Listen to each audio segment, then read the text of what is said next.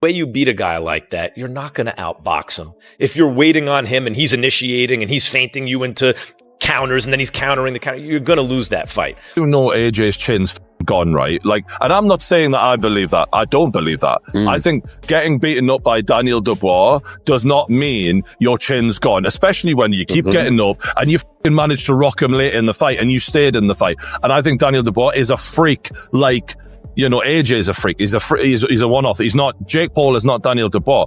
But some people are genuinely giving Jake Paul a chance. That's blowing my mind here.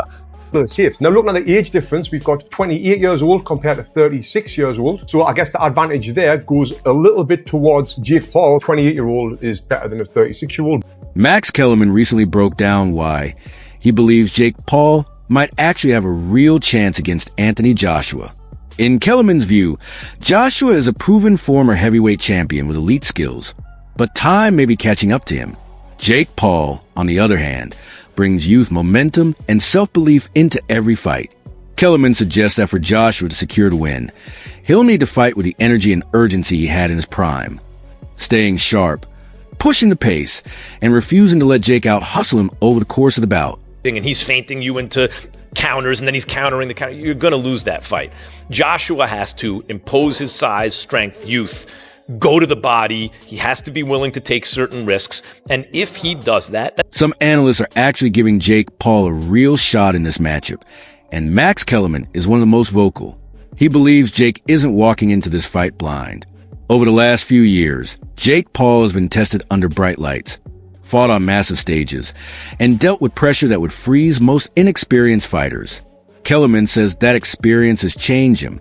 Jake no longer crumbles in big moments. He thrives in them. According to Kellerman, Jake won't be overwhelmed or nervous when facing Anthony Joshua. He's used to the chaos, the noise, and the spotlight, and he performs his best when the world is watching. Kellerman even said Jake has a 100% chance to win. Not because he's guaranteed victory, but because he fully trusts his preparation, his improvements, and the people guiding him. Meanwhile, some experts think Joshua is at a point in his career where he's vulnerable. They argue that age is catching up. His reactions aren't as sharp as they once were, and he no longer fights with the same explosive aggression he had during his undefeated prime. And that's why a few analysts believe an upset is possible. They're not saying Jake is a better boxer. They're saying Joshua may not be the same destroyer he once was. Experience that Jake has gained in the 5 years he's been in the sport. To be in your 12th or 13th fight in front of 80,000 people at AT&T Stadium in front of 125 million viewers, that's not experience you can gain normally. So he's going to go into that event very calm and very composed. And I fully believe that he does 100% think he's going to beat Anthony Joshua, yes. What about the weight? Will there be a limit for Joshua? So there's a lot of discussion around the weight. Joshua fought Usyk twice. Yeah.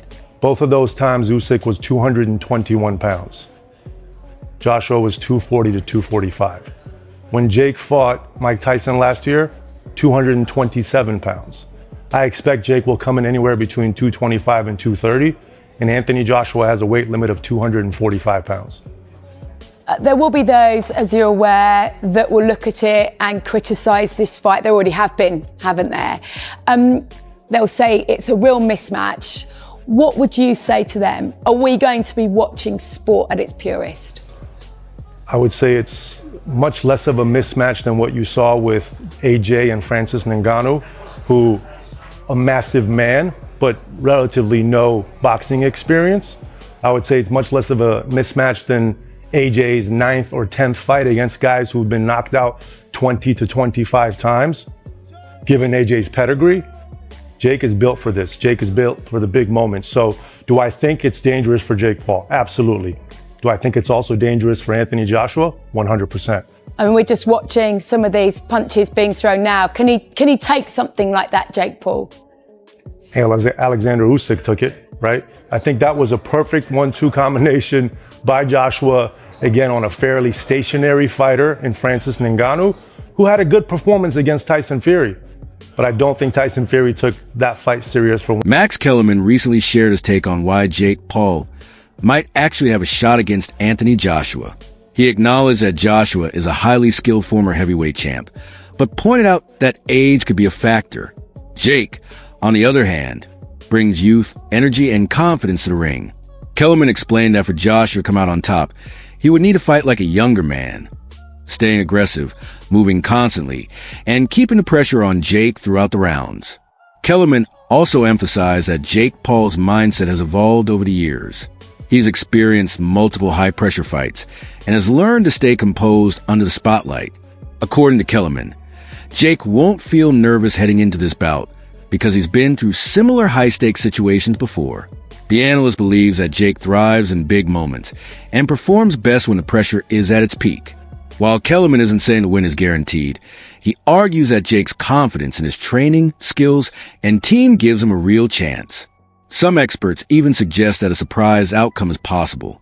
They point to Joshua's age and slower reflexes, noting that he's no longer the explosive fighter he once was.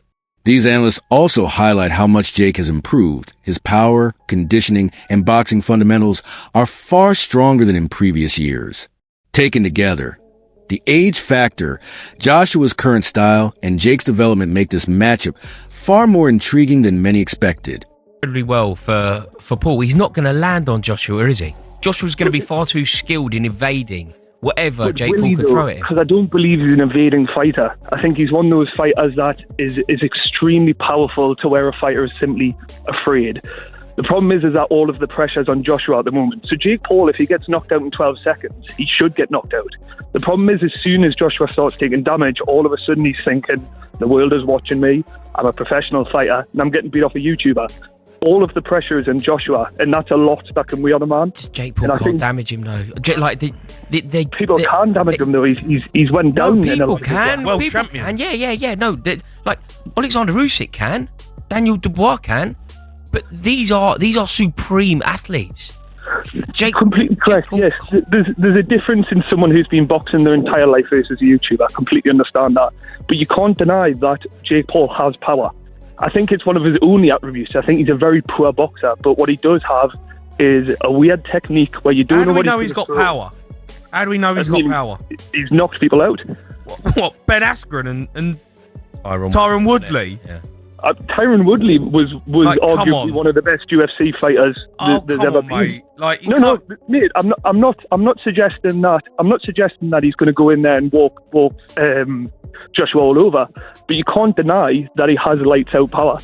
It's just something I would deny that. I would deny that he has that kind of power. Yeah, in an amateur boxing ring, yeah, fine, but not against a two-time world champion. We're talking about here. Again, I understand the contempt in what I'm saying, and I do see how it is completely stupid thinking YouTuber could break Anthony Joshua. But the thing is that he's going to be training for this fight. Joshua has all of the world looking at him thinking you should walk him over.